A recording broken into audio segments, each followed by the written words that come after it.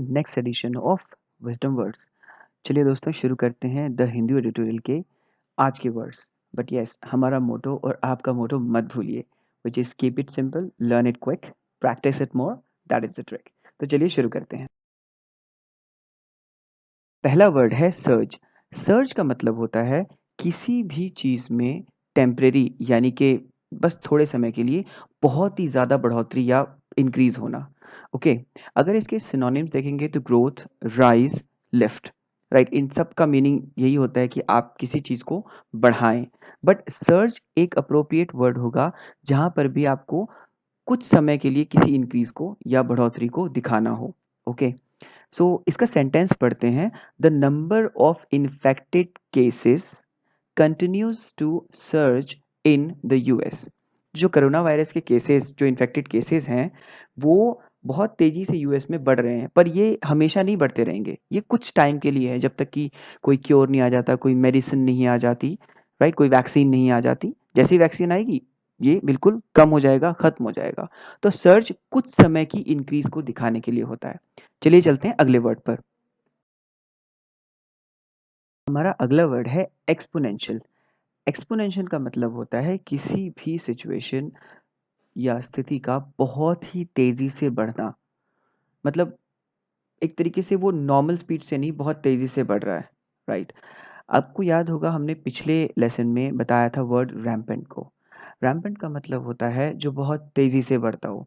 बच्चे जो बहुत तेजी से भागते हैं तो वो रैम्पेंट तरीके से भागते हैं, आगे पीछे कुछ नहीं देखते, किसी भी चीज से टकरा गए, चोट लग गई। But yes, you can use the word rampant over there, right?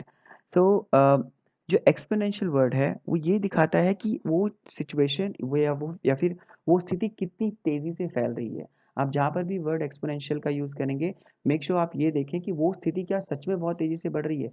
पता चले छोटी सी सिचुएशन और आप बोले यार एक्सपोनेंशियल है, तो फिर वो अप्रोप्रिएट नहीं बैठेगा। और इंग्लिश के साथ एक चीज होती है कि हर सिचुएशन के हिसाब से कुछ अलग वर्ड्स होते हैं, राइट।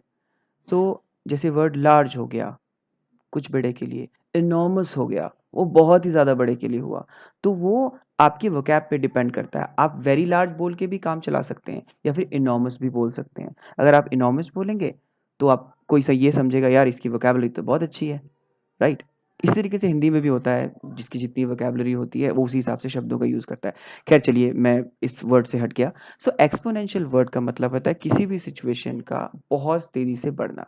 सो एग्जाम्पल पढ़ते हैं। The number of corona cases continue to exponentially increase in emerging economies such as Brazil and Russia. Russia वैसे इमर्जिंग इकोनॉमी नहीं है, आई बिलीव रशिया बहुत एस्टैब्लिश्ड है, one of the developed countries में आता है। बट यस, कोरोना केसेस आज भी बहुत ही तेज़ी से बहुत बड़े लार्ज स्केल पर ब्राज़ील और रशिया और दुनिया की बहुत सारी कंट्रीज में बढ़ रहे हैं। और ये हमारे लिए बहुत ही ज़्यादा अलार्मिंग सिचुएशन है। अलार्मिंग सिचुएशन का मतलब होता है ऐसी स्थिति जहाँ पे आपको खतरे की घंटी सुनाई दे, तो उसको अलार्मिंग सिचुएशन बोलते हैं। चलिए चलते हैं अगले वर्ड पर।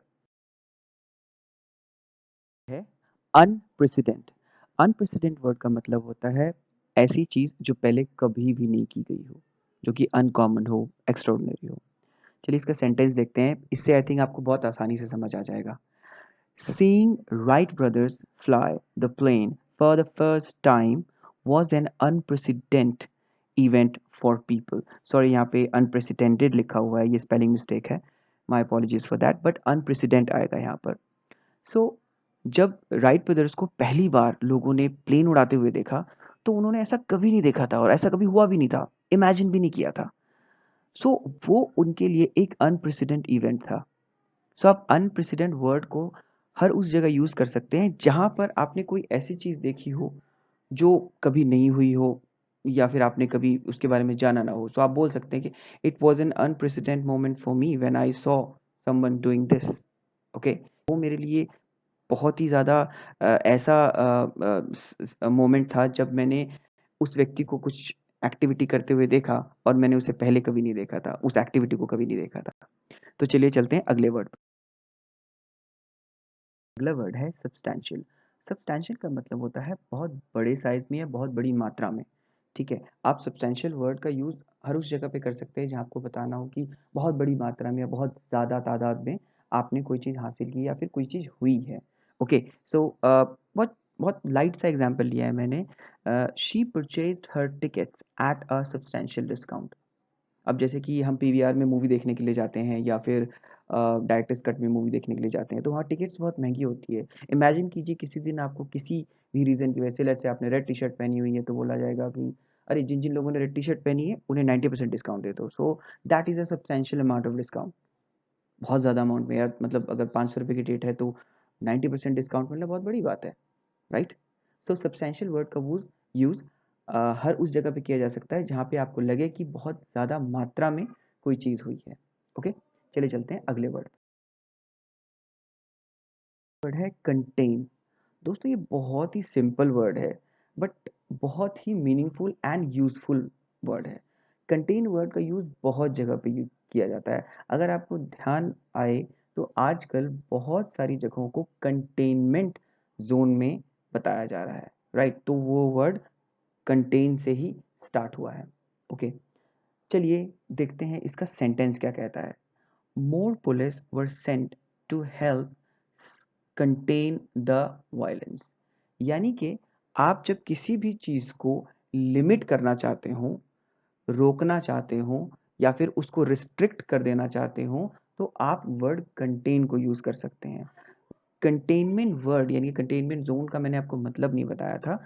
कंटेनमेंट वर्ड का मतलब भी यहाँ पर यही है कि वो जगहें जहाँ पर लिमिट्स डिसाइड कर दी जाती हैं कि आपको इस जगह से बाहर नहीं जाना, आपको इस जगह को क्रॉस नहीं करना, तो वो कंटेनमेंट एरियाज हो जाते हैं।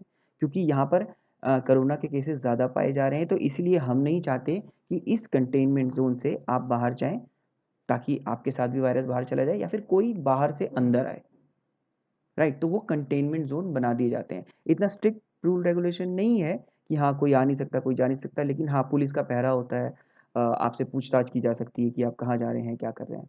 ओके, चलिए चलते हैं अगले वर्ड पर। है इवैक्यूएट। इवैक्यूएट वर्ड ज़्यादातर उन जगहों पर यूज़ किया जाता है जहाँ पर कोई आदमी फंसा हुआ है और उसको वहाँ से आपको निकालना है, राइट? सो इवैक्यूएट वर्ड हमने बहुत बार सुना होगा। जैसे कि अभी रिसेंट में एयर इंडिया ने बहुत बड़ी एक एक्सरसाइज की थी, जब उन्होंने बहुत सारे देशों के पैसेंजर्स को या ट्रैवलर्स को एक पर्टिकुलर कंट्री से एयरलिफ्ट करके इंडिया वापस लाए थे। और इसके ऊपर एक मूवी भी बनी थी बहुत पहले, एयरलिफ्ट, राइट? जो कि एयर इंडिया का बहुत ही बड़ा ऑपरेशन था ये।